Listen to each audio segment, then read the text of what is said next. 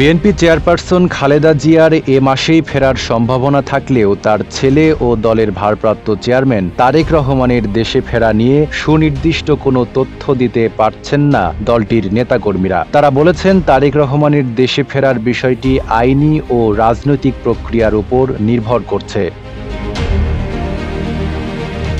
২০০৭ সালে ১/১১ সেনা সমর্থিত তত্ত্বাবধায়ক সরকারের আমলে গ্রেপ্তার হন তারেক রহমান। ২০০৮ সালের ১৩ সেপ্টেম্বর মুক্তি পেয়ে চিকিৎসার জন্য লন্ডন চলে যান তিনি। সেই থেকে গত ১৮ বছর লন্ডনে আছেন তারেক রহমান। যুক্তরাজ্য বিএনপির সভাপতি এম.এ. মালেক ঢাকা পোস্টকে জানিয়েছেন যে, খালেদা জিয়া দেশে ফেরার পর তারেক রহমানের দেশে ফেরার বিষয়ে চূড়ান্ত সিদ্ধান্ত আসবে।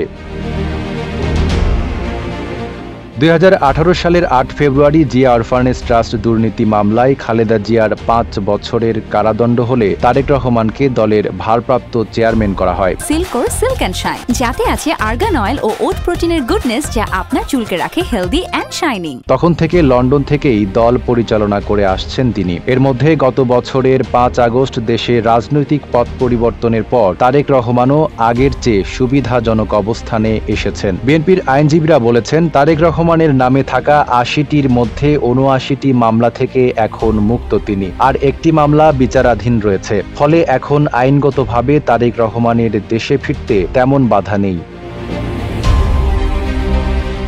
অন্যদিকে বিএনপি নেতারা বলেছেন, লন্ডনে থেকে তারেক রহমান দেশে ফিরতে হলে সেখানকারও কিছু আইনগত বিষয় রয়েছে। যদিও সেগুলোর কোনো সমস্যা নেই, কিন্তু দেশের নিরাপত্তা সহ সবকিছু বিবেচনা করে তাকে দেশে ফিরতে হবে। দলটির নেতারা আরও বলেছেন, আগামী নির্বাচনের তফসিল ঘোষণা হলে তিনি যে কোনো সময় দেশে ফিরে আসবেন।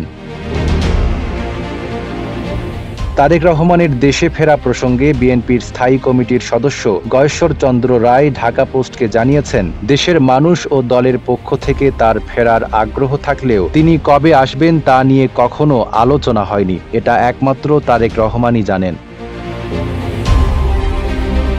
বিএনপির বিগত দিনের আন্দোলনের প্রসঙ্গ টেনে গয়েশ্বর চন্দ্র জানান, বিএনপি ১৬-১৭ বছর ধরে সুষ্ঠু নির্বাচনের দাবিতে আন্দোলন করেছে। এই নির্বাচনটা হবে না এটা আমি বলছি না, তবে কবে হবে তা এখনো নিশ্চিত নয়। নির্বাচন যখন নিশ্চিত হবে, তার শিডিউল হবে, তখন তো নিশ্চয়ই তিনি আসবেন। নাঈম আরাবী, ঢাকা পোস্ট।